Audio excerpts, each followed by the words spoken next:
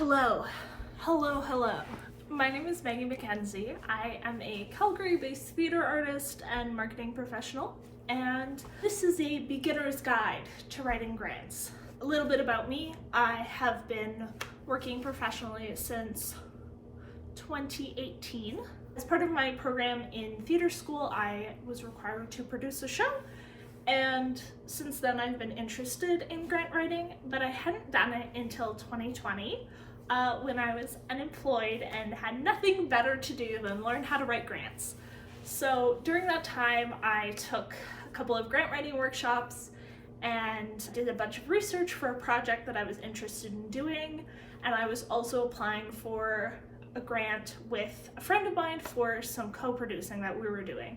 So far in my artistic career, I've gotten $35,000 in grant money for projects. 2 of those grants were for one project.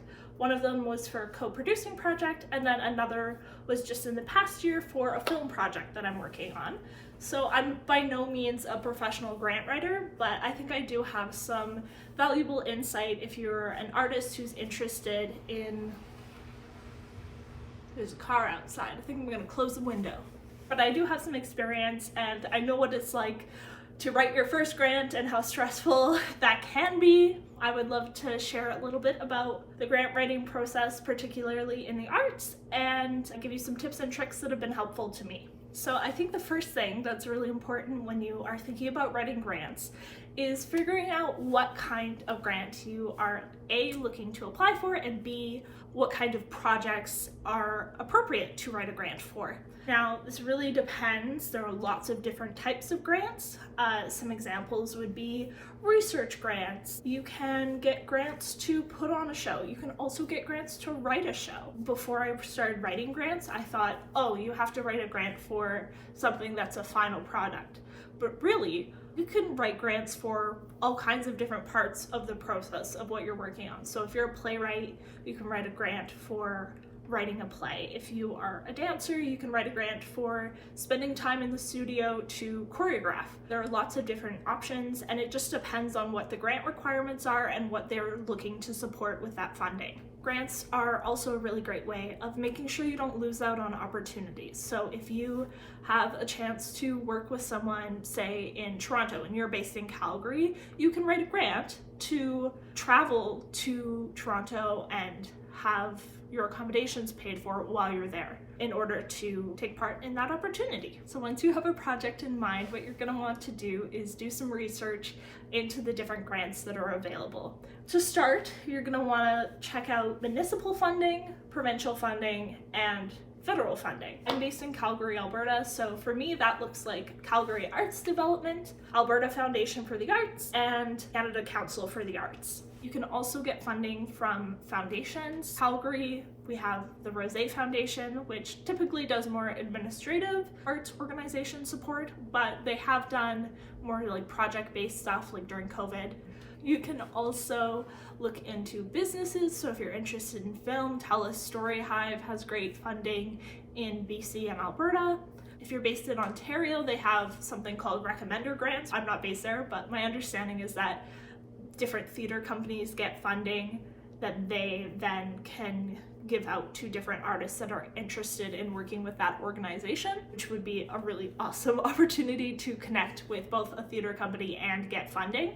I wish we had that in Alberta. That would be amazing. But if you're not based in Calgary or Canada, things to look out for are Arts Council, Foundation for the Arts, Arts Development, those kind of words in relation to your city or your state or your province or your country. Those will probably be places where you can find grants. So you've done your research, you've found a couple grants, you've read over the description of the requirements, and it seems like something that would probably fit for the project you want to do. Great. That's the first step. You're doing amazing, honey. Before you even write the grant. Something you're going to want to do, probably for any organization that you might write a grant for, I would immediately sign up for the granting portal. Some of them can take 2 weeks to a month to get you set up in the portal in their granting system. So you need to sign up as soon as physically possible. You don't want to be waiting on the granting portal in order to apply for your grant. Let's just get that out of the way. It's really easy. It's not a big commitment. You can just do that and then forget about the grant for a month, and it doesn't matter. It's great. You don't want to be caught in a situation where you haven't signed up for the granting portal, so do that first. Actually, pause this video and go and do that right now after you do all your research. So what you may notice is that the grants take a really long time. So you apply for a grant, there's a granting deadline, so you apply, they will go through a whole process of adjudicating those grants, which takes literally months, and then you will hear back in probably 3 to 6 months in my experience. I've never really had a grant shorter than 3 or 4 months. Typically 6 months is like what I would expect if I'm writing a grant. So keeping that in mind, you want to plan pretty far in advance for your projects, and you also need to be really considerate of the requirements of that grant, because there may be specific dates that the grant has to be completed within. But you also don't want to write a grant where if you don't get the money, you won't be able to accomplish it. So if you're doing some sort of training and you have to pay for that, and maybe it happens before the grant results come out and you can't actually afford to do that training, you don't want to do that unless you are able to take on that cost without the grant, because there's no guarantee you're going to get that money. And what you can do is you can take a look at all the grants that you are interested in and put all of those in your calendar so that you have those deadlines ready to go. And often they will give you deadlines of when they are planning to post all of the requirements and eligibilities for the grant. So if you do that, then you know when your next grant is coming up. So you know what grants you're applying for, you have them all in your calendar, you're signed up to the portal. Amazing, you're doing great. What I would do next is I would take all of the grants that I want to apply for, and I would create a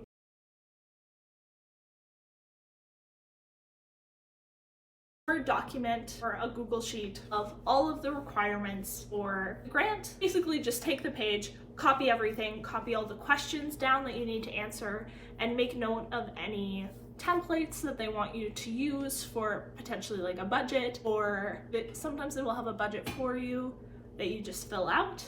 Sometimes they'll just leave you on your own. There will be like an Excel doc. Make sure you have what income's coming in, formatting, what costs are, what expenses you have, and clear definitions of all the things you're going to be spending money on, and keep track of any notes.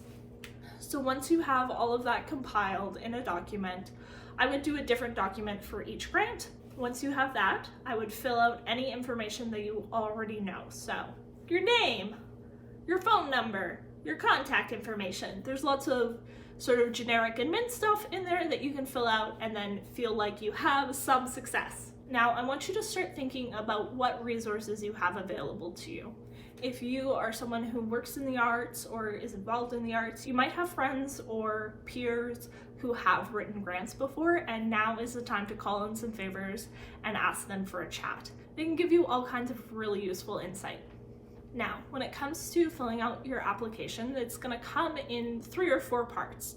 Probably there will be some questions for you to answer.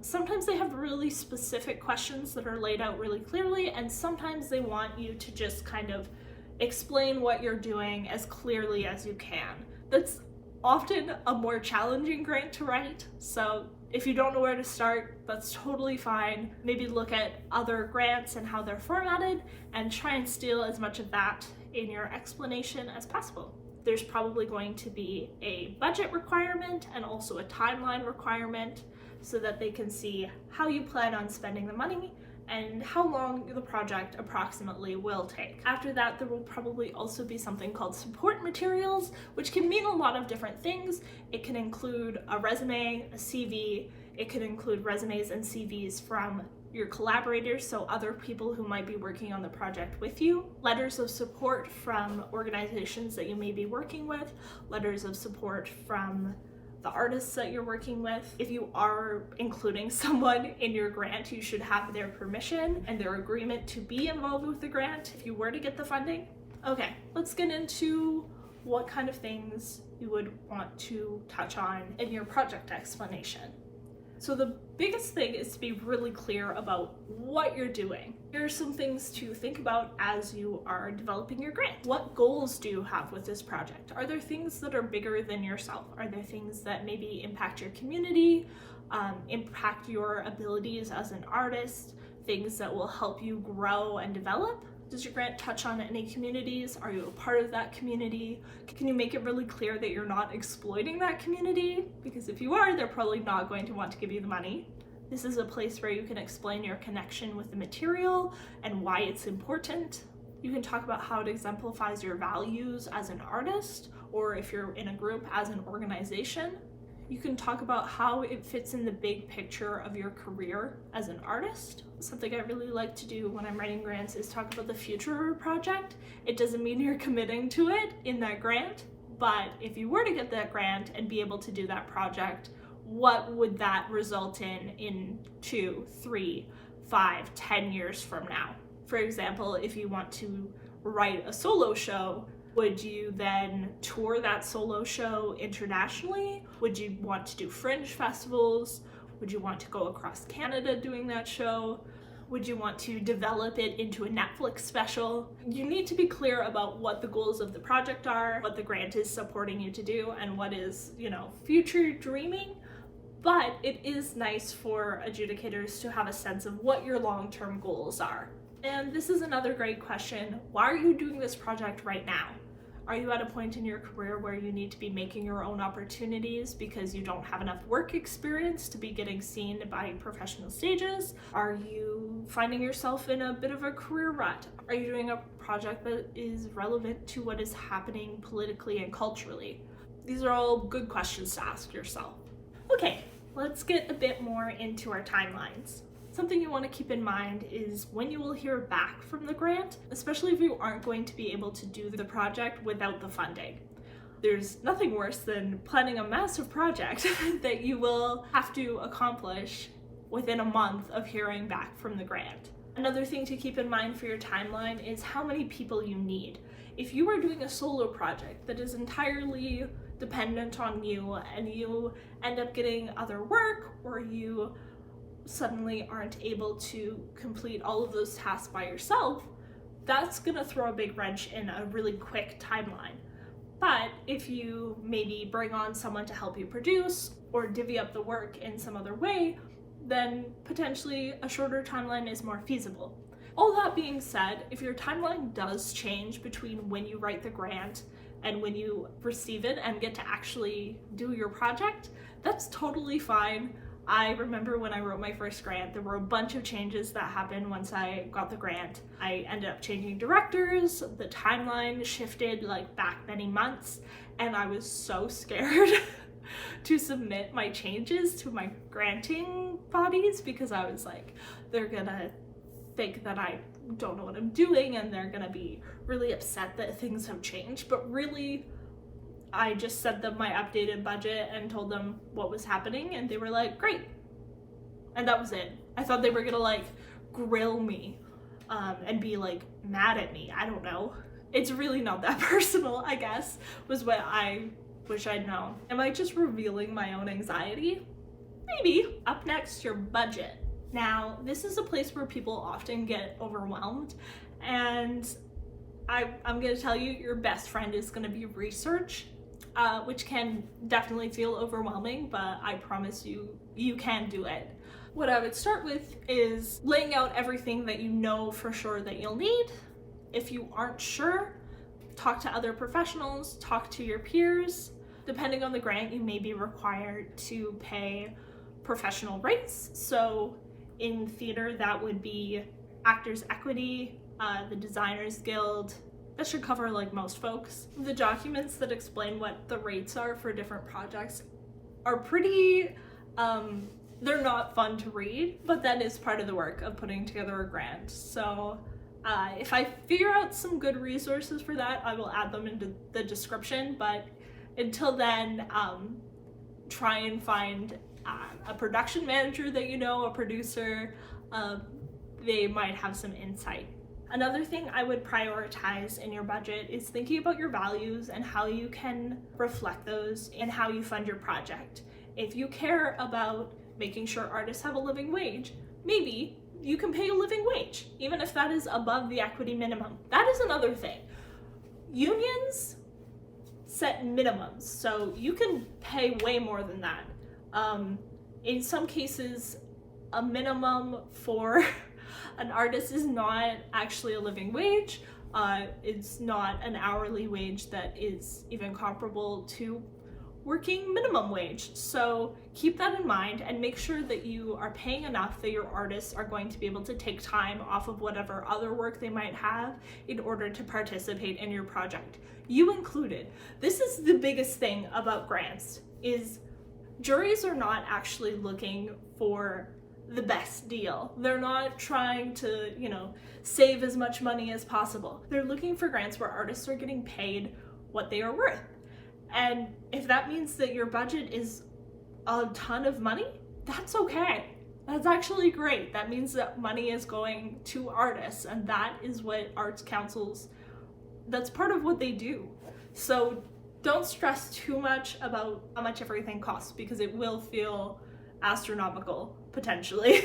Another reason why it's incredibly important to pay yourself is that if you, for some reason, during the project get busy with other things, you maybe have your job as well, you get stressed out and overwhelmed, you need to have the money to pay someone else to take on parts of the project that don't have to be done by you. So if you are producing a project, but you are really stressed out about contracting people and scheduling people, you can hire someone else to do that and take the money that maybe would have been paid to you and put it towards that. And that means that your life is a little bit less stressful. And that, in my opinion, is worth the money. Yeah, you never want to back yourself into a corner with your grant. Other important things to keep in mind for your project description: who, what, where, when, why, how. Things that will reassure a jury that you are able to accomplish your project include getting a letter of support from someone in the artistic community, potentially getting a letter of support or financial support from a theater company or whatever medium that you work with. Maybe you get an opportunity to produce a project at a theater company. They aren't able to pay you the full amount, but they will vouch for you in a grant, so you can write grants with their support.